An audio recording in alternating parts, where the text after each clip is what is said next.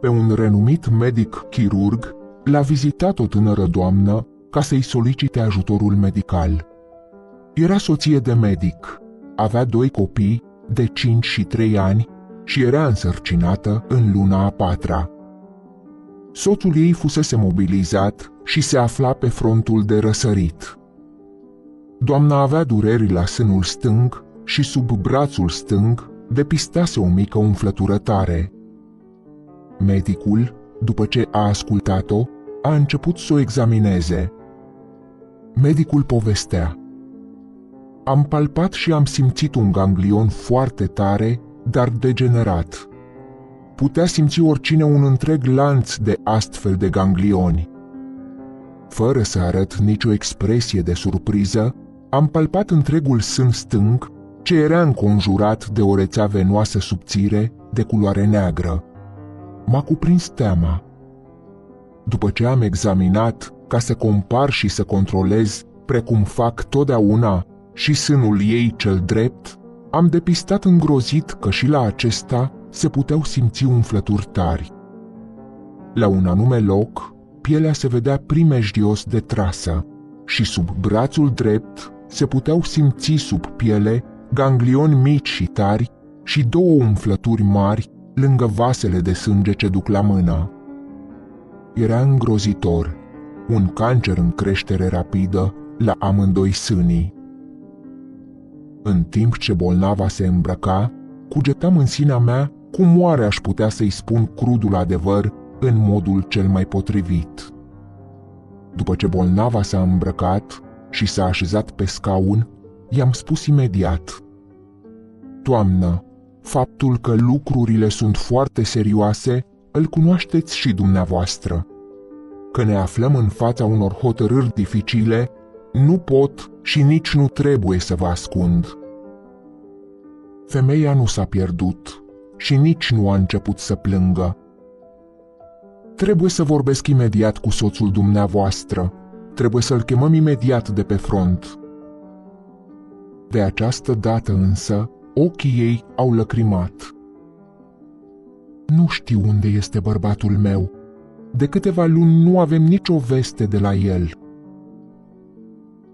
Faptul acesta a îngreunat și mai mult situația, pentru că acum săraca femeie trebuia să ia singură hotărârea, o hotărâre ce va însemna moartea sau viața copilului ce-l purta sub inima sa. Trebuia să-i explic că este nevoie să se ia o hotărâre și de aceea am continuat pe un ton mai aspru. "Doamnă, sunteți grav bolnavă și vă aflați fără îndoială în mare pericol. Schimbările apărute la pieptul dumneavoastră depind în mod sigur de sarcină. Ganglionii dumneavoastră se află în neregularitate și au degenerat prin influența unor hormoni produși din cauza sarcinii. Trebuie să înțelegeți că din pricina aceasta trebuie să vă propun întreruperea sarcinii. Așa cum se prezintă situația dumneavoastră, nu vă pot lăsa copilul. Trebuie să încercăm să depistăm cauzele acestor umflături de la sâni și pe cât ne stă în putință să oprim creșterea lor. Dar asta nu se poate face atunci când în corpul dumneavoastră circulă cantități mari de hormoni datorită stării de graviditate, care desigur sunt folositori pentru copil, însă pentru dumneavoastră constituie un pericol mortal. De aceea trebuie să se întrerupă sarcina. După părerea mea, nu avem altă alternativă." M-a privit înspăimântată și după ce și-a mișcat capul în semn de dezaprobare, mi-a explicat cu o voce calmă: "Nu, niciodată. Copilul nu mi-aparține numai mie, ci și bărbatului meu. Niciodată nu-mi voi da consimțământul ca să-mi fie luat. Îmi este cu desăvârșire indiferent ceea ce s-ar putea întâmpla cu mine, dar copilul este o moștenire pentru bărbatul meu. De la lucrul acesta nu pot da înapoi. Sigur că viața mea se primejduiește și, ca să o spunem deschis, știu că sunt pierdută. Asta o simt și numai pentru asta vă rog, țineți-mă în viață până ce va veni copilul. Vă implor pentru asta." Am tăcut mult timp, biruit de cuvintele ei. După aceea am mai încercat odată să o fac să schimbe părerea. Accentuându-mi cuvintele, i-am spus: "Nu trebuie să vorbiți așa. Vă aflați în mare pericol, asta este sigur, dar încă nu sunteți pierdută. Nimeni nu ar putea argumenta un astfel de lucru. Avem chiar o posibilitate." Când am terminat, m-a privit direct în față și mi-a răspuns aproape cu dușmănie: "Lucrul acesta nu-l vreau. Nu puteți lua copilul, nu mi-l puteți omorî." Niciodată în numeroșii mei ani de chirurgie n-am întâlnit ceva asemănător. Mișcat, am luat-o de mână. "Bine, doamnă, ați biruit. Se va împlini dorința dumneavoastră. Vă rog să vă aranjați toate acasă, pe cât de repede puteți, și imediat după aceea veniți la clinică. Nu putem pierde timp." 2 zile mai târziu, se afla în clinica noastră, într-un salon liniștit. La prima mea vizită, am aflat-o liniștită, manifestând o pasivitate aproape veselă. Din păcate, era de datoria mea să-i fac noi comunicări triste. I-am spus că nu îmi puteam asuma riscul să-i scot amândoi sânii deodată. A doua zi, la ora 7, trebuia să operăm o parte și, dacă mergea bine, după 2-3 săptămâni, trebuia să operăm cât se poate de adânc și cealaltă parte. Organismul tinerei femei era pentru moment încă în bună stare. Umflăturile ce se măreau așa de repede, cu toate că pricinuiseră o vlăguire, nu influențaseră încă în mod dramatic starea ei generală. Am discutat amănunțit despre operație cu șeful meu și mi-am ales ajutoarele cele mai bune. Toate aceste măsuri spre a o ajuta cât mai mult la protejarea mamei și a copilului. Când am intrat sterilizat în sala de operație, toate erau gata. Locul care trebuia operat era descoperit. L-am examinat încă o dată, mi-am luat mănușile de cauciuc, le-am tras pe mâini și am început. A fost o muncă obositoare, deoarece întreaga zonă se umpluse cu mici umflături canceroase. Toate țesuturile atacate s-au separat și mi-am întregit treaba mea, ajungând până la buzele mușchilor ce închid înspre înapoi adâncitura subsuorii. Aici există totdeauna ganglioni periculoși și aceștia trebuiau negreșit îndepărtați. Toată ziua dintâi am ținut-o sub observație pe tânăra femeie. Eu însumi mergeam foarte des la patul ei ca să mă conving că nu i s-a întâmplat nimic copilului. Din fericire, primele 4 zile au trecut și copilul era în stare bună. În salon simțeam că plutea o întrebare nepusă. Și, într-adevăr, într-o zi, zâmbind nevinovat, femeia mi-a pus următoarea întrebare: "Domnule profesor, cât voi mai trăi?" Am înțeles imediat. N-am putut și n-am vrut să o mângâi într-un mod ieftin. De aceea i-am spus numai atât: "Nu mă mai întrebați despre asta, iubită doamnă." Odată cu trecerea timpului, am observat cu teamă că slăbea continuu. Subiectul discuției noastre era aproape întotdeauna în jurul copilului ce îl aștepta și când încercam să schimb vorba despre altele, ea îl readucea din nou cu insistență la același punct, în jurul căruia, precum se vede, se învârteau mereu toate gândurile ei. Cu o vie emoție, observam continuu că era atașată de ideea că pe acest copil, ca o mărturie a dragostei ei, să-l lase bărbatului spre a-l afla atunci când acela se va întoarce de pe front. Nu puteam să o las să își dea seama că nu eram în stare să iau parte la nădejdea ei. În taină, căutasem să aflu unde se afla bărbatul ei și de la cartierul general am aflat confidențial că întreaga grupare în care se afla și el se pierduse pe frontul din răsărit. Într-o zi am spus că în ziua următoare voiam să-i fac a doua operație. A dat numai din cap. Această a doua operație a fost mult mai pretențioasă și mai periculoasă decât prima, deoarece starea generală îi se înrăutățise.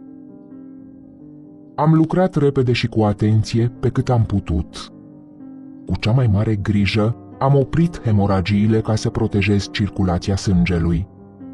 Ne aflam în luna a 6-a și prin urmare copilul n-ar fi putut trăi dacă s-ar fi pricinuit o naștere prematură.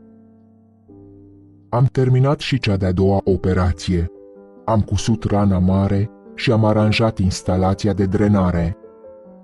Am terminat fără a se ivi complicații, dar mă îndoiam că vom avea o vindecare completă, deoarece numărul de globule albe din sânge era scăzut, în pofida tuturor eforturilor noastre. Am rămas așadar cuprins de o mâhnire profundă atunci când au scos-o pe bolnavă din sala de operație. Pe mine mă chinuia încă o grijă, că făptura aceea mică ar putea muri. De aceea, imediat după operație, am mers în camera ei și am ascultat inima copilului. Bătăile erau slabe, dar totuși se simțeau. Într-o dimineață, femeia m-a înștiințat radiind de bucurie. Copilul se mișcase în pântecele ei. Simțise clar loviturile pricinuite de micile lui piciorușe. Ne apropiam de luna a 7-a. Începuse ultima luptă cu timpul. I-am propus să facă niște iradieri ca să neutralizăm niște celule maligne ce rămăseseră, dar nu a fost de acord și mi-a spus: pentru care motiv să le facem? Știu unde mă aflu. Din zi în zi se vedea mai obosită. Rana nu se închidea. Locul care rămăsese deschis nu se vindeca. Puterile renăscute ale organismului ei ajunseseră la sfârșit. A trecut și luna a 7-a, astfel că într-o zi am mers la ea și i-am spus: dacă copilul vine acum, va putea rămâne în viață. Niciodată nu voi uita manifestările care au urmat acestei vești. Lacrimi de bucurie au strălucit în ochii ei și fața-i palidă și slăbită se vedea a se lumina din lăuntru cu o strălucire de fericire. Pentru puține zile s-a îmbunătățit și starea ei. A prins puțină culoare, dar după aceea, extenuarea trupească a progresat în mod nemilos. Astfel a venit ziua când a părăsit clinica noastră. Sora ei s-a prezentat ca să o ia. Le-am însoțit pe amândouă până la mașină. Pentru o clipă am rămas singur cu bolnava mea și am simțit că se lupta cu ea însăși, dar la sfârșit i-a scăpat de pe buze întrebarea de care mă temeam: cât mai am de trăit? Am evitat să răspund, mișcând tăcut din cap. Nu voiam ca în ultima clipă să-i spun minciuni. I-am spus doar atât: înștiințează-mă când se va naște copilul. Iar ea mi-a făgăduit. Am rămas uimit când într-o zi am primit o scrisoare scrisă de ea însăși. Iubite domnule profesor, deoarece ați luat parte cu atâta căldură la lupta mea, veți fi și singurul care veți afla vestea cea mare. Sunt foarte slăbită și trebuie să-mi economisesc puterile ce mi-au rămas. Acum 10 zile a venit copilul pe lume, un băiețel, un copilaș mititel.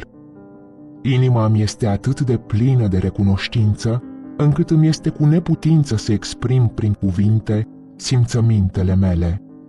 Recunoștință față de Dumnezeu și recunoștință față de dumneavoastră, iubite domnule profesor. Ultimele săptămâni au fost destul de grele și uneori mă gândeam că nu voi putea rezista până la sfârșit. Mă rugam într-un mod cu desăvârșire copilăresc, care poate pe un teolog l-ar fi putut face să râdă disprețuitor. Dacă tu ești acolo sus și dacă tu ești dragoste, atunci dăruiește-mi acest copil. Așa îi spuneam. Și el, în nemărginita sa milostivire, a auzit rugăciunea mea, care era ca o silire. Faptul acesta pentru mine înseamnă nespus de mult. Este cea mai mare mângâiere a mea pe ultima parte a drumului care se mai află înaintea mea. Moartea vine, sfârșitul se apropie.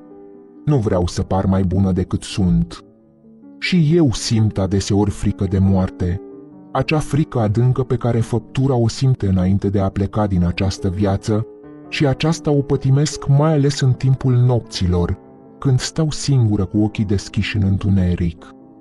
Dar atunci mă mângâi cu gândul la copil, care pentru mine constituie dovada vie a dragostei lui Dumnezeu. Ieri am fost nevoită să-mi întrerup aici scrisoarea mea. A venit sora mea și m-a certat de-a binelea. Voia să mă facă să înțeleg că de dragul copilului am datoria să rămân în viață. Acum, afară de faptul că nu stă deloc în propriile mele puteri să-mi prelungesc viața, consider ca o ușurare acest punct de vedere, că la urma urmelor, chiar și cei mai iubitori dintre părinți nu pot face decât puține lucruri pentru copiii lor. Soarta lor, precum și a noastră, se află în mâinile lui Dumnezeu. M-am trudit să fiu o mamă bună pentru copiii mei, care au fost pentru mine darul cel mai de preț.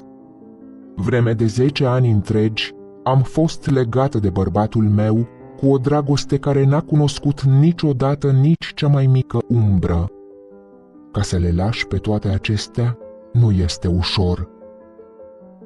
Aș vrea însă ca și altădată să vă asigur, deoarece m-ați sprijinit în cele mai grele ceasuri ale mele, că merg înainte cu toată siguranța, că le voi regăsi acolo pe toate, învăluite în strălucire și eliberate de nimicnicia pământească. Când vreodată se va întoarce bărbatul meu, dați, vă rog, scrisoarea aceasta. Adio. După 14 zile, am primit o hârtie care îmi vestea moartea ei. Scrisoarea n-am putut-o da, deoarece bărbatul ei nu s-a mai întors niciodată de pe frontul de răsărit.